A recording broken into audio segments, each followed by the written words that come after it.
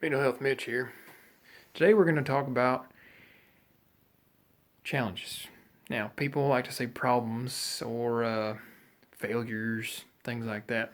But that puts a moral spin on it, like you've done something wrong with your life. People say, "Oh, I did this wrong, I did that wrong," and so they blame themselves for all these things.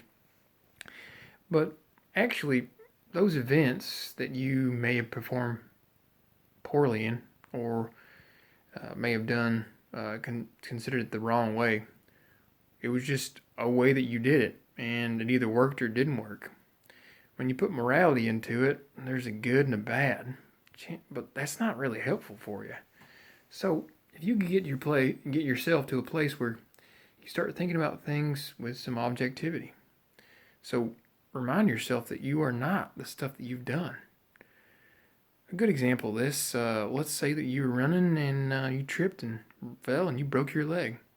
Well, you wouldn't say, "Hi, my name's Broken Leg. Nice to meet you."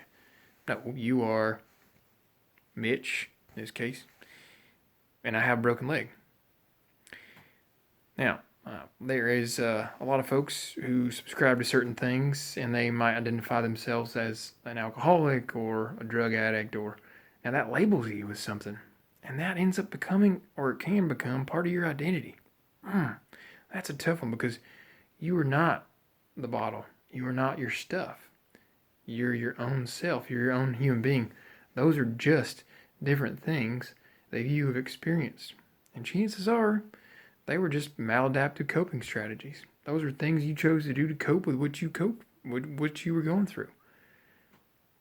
Now, the idea is that we separate who we are from what we do.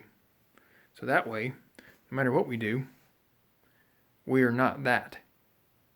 I know it sounds weird and foreign to most people, but it's true.